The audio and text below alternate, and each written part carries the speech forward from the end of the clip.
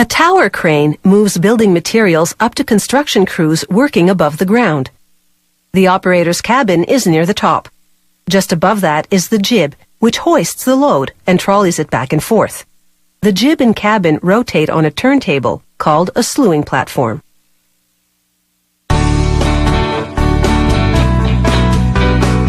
A crane's tower is modular, meaning the more tower sections installation crews add, the taller the crane.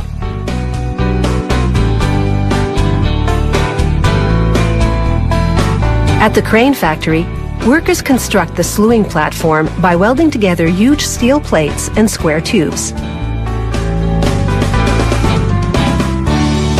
Welders also fuse sections of ladder to sections of safety cage. Then they weld each ladder and cage unit to a tower section.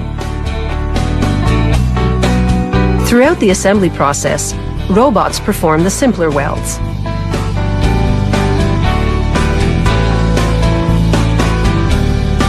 Once all the crane's structural components are welded, they go to the paint shop for an anti-corrosion primer, then a top coat of paint. After each application, the part dries in an oven for about an hour at 80 degrees Celsius. The slewing platform sits on a turning mechanism that consists of two concentric rings with ball bearings in between. Computer-guided machines grind teeth on the outside and grooves on the inside, in which the bearings will ride. After lubricating the grooves, workers install the outer ring around the inner one.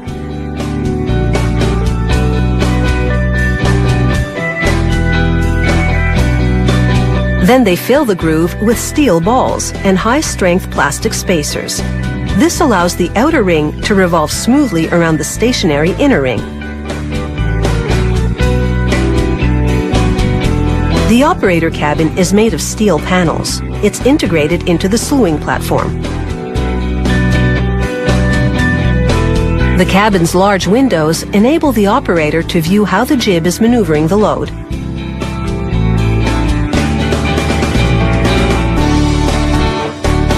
The crane's controls are built right into the cabin seat. The seat itself is designed to be as comfortable as possible because you can't step out of the cab to stretch your legs.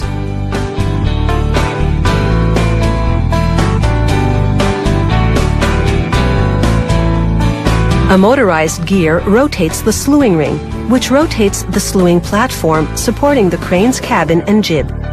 The factory's computer-guided machining equipment makes all the parts for this gear, as well as for the gears which enable the jib to hoist and trolley the load.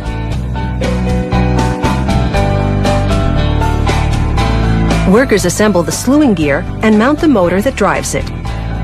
Then they connect the slewing gear to the slewing ring and mount the ring on the slewing platform, into which they've installed the cabin.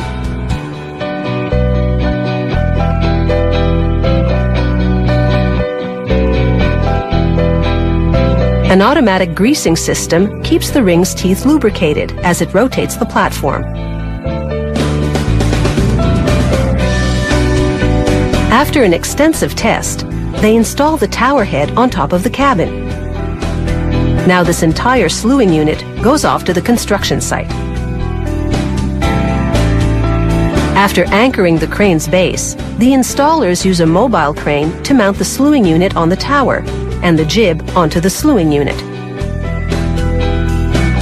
Then they add tower sections to build the crane to the required height. An elevating device lifts the slewing unit, clearing enough space underneath to insert an additional tower section. They connect the tower sections with giant, high-strength bolts.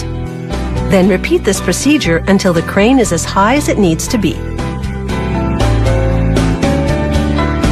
Once the crane is fully erected, the operator climbs the tower ladder up to the cabin. As he works, he observes what he's doing through the windows. He also watches a computer monitor, which displays how the jib is hoisting, trolleying, and depositing the load. He can communicate with the ground via phone or walkie-talkie, so things are never left up in the air.